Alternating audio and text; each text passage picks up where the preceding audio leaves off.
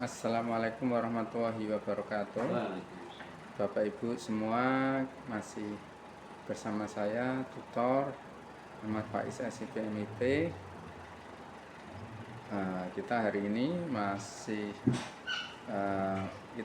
memasuki sesi 4. Sesi 4 ini kita mempelajari tentang lingkungan organisasi. Jadi Bapak Ibu, saya harapkan kita belajar tentang lingkungan organisasi, bagaimana lingkungan organisasi di sebuah organisasi swasta, terutama di sini kita mempelajari organisasi yaitu organisasi pemerintahan. Di situ ada SDM-nya yaitu birokrat itu sendiri yang membantu sistem pemerintahan itu supaya berjalan sesuai dengan tugas dan fungsinya. Lingkungan organisasi di situ ada yang terlibat salah satunya aktor-aktor yang terlibat. Satu, masyarakat, itu pasti karena tujuan dari pemerintahan adalah untuk mensejahterakan masyarakat. Terus kemudian di situ ada privat dalam arti swasta dalam rangka mensukseskan sistem pemerintahan itu supaya berjalan dengan sesuai semestinya. Yang terakhir adalah dari lembaga swadaya masyarakat. Di situ adalah bagaimana berperan perwakilan dari masyarakat, apalagi ada saran dan kritik.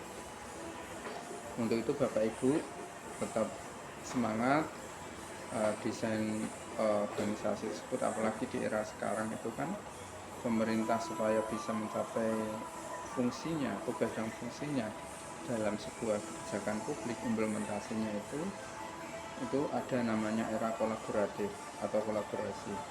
Bagaimana di situ ada akademisi, bagaimana ada pendidikan yang dia itu memberikan peran terhadap masyarakat, memberikan kepada pemerintah sesuai bagaimana kebijakan itu berjalan, membuat sebuah kebijakan. Itu ada pemerintah, kemudian di situ ada juga aktor dari lembaga legislatif DPR yang membuat kebijakan publik itu bersama lembaga eksekutif.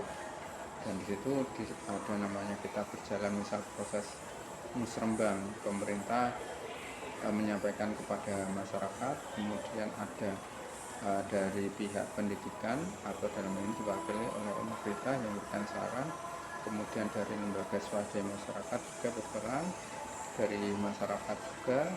Dan apabila kemudian setelah semuanya dirangkum dalam musrembang itu kemudian dibahas bersama dengan legislatif, akhirnya muncul kebijakan publik.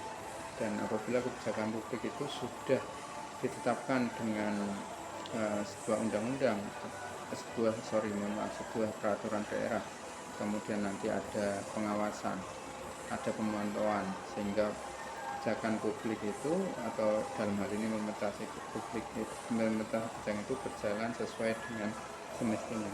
Demikian dari saya.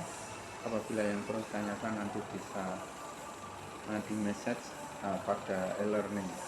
Tetap semangat dan jangan lupa menyelesaikan tugasnya. Dari saya, wassalamualaikum warahmatullahi wabarakatuh.